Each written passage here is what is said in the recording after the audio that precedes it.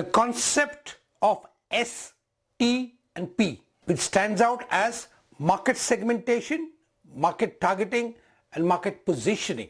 Friends, as we saw earlier, the definition of business as identifying the most potential customers, acquiring them, retaining them and nurturing profitable customer is the aim of any business. To do this, this tool of STP is very, very critical.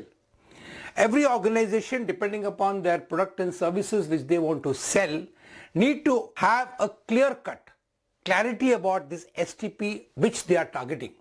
Market segmentation means is a process of dividing a broad consumer or business market, normally consisting of the existing and potential customers, into subgroups of consumers based on some shared type of characteristics and types. Friends, here the important thing is you need to understand as to out of the whole market which is there, which is the segment which is going to be most potential and most prone, aligned to your product and services. This leads us to the next segment of called market targeting. Market targeting involves breaking down the entire market into the various segments and then planning a market strategies according for each segment to increase your market share.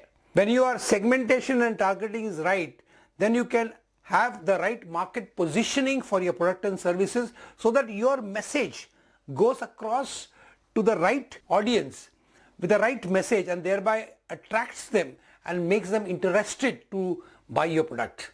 That's where the third concept of market positioning is important, which is a strategic exercise we use to establish the image of a brand or a product in the consumer's mind, because we are interested in the consumer's mind share.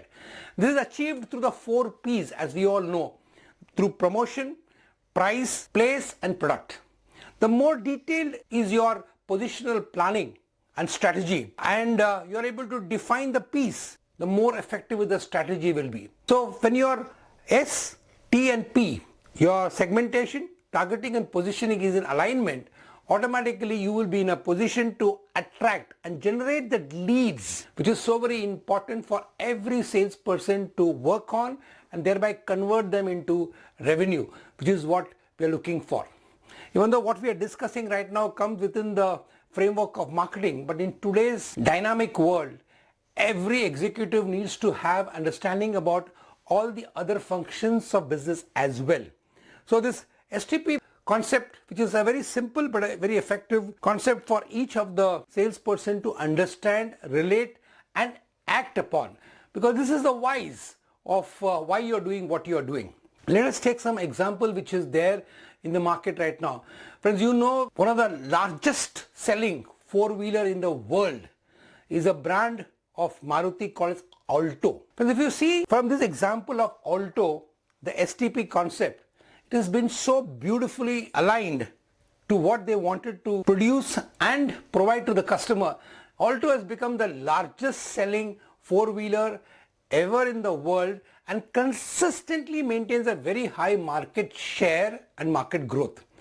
Friends, Alto as a market segment was meant for all those people who are buying their first car, those who were transitioning from a two-wheeler to a four-wheeler. This was meant to the middle class population who had limited resources. They wanted a car which would be low maintenance and have a good fuel and enough for maybe to accommodate 4 people. And Alto was bang on target, and you will be surprised to know the launch price of Alto almost maybe 2 decades back and even now has almost remained same, thanks to the exorbitant amount of market share and the volume this car has generated. Here the segmentation was perfect, the targeting was right and the positioning was spot on, and all of these 3 led to a phenomenal increase in the market share and thereby, I'm sure, to the profitability of the company. And also, as you would appreciate, because of the brilliant STP, Alto also has become such a useful product and services to the right people. The price has not been increased and people are getting total value for money from this particular four-wheeler. Now let's take one more example of Cadbury's.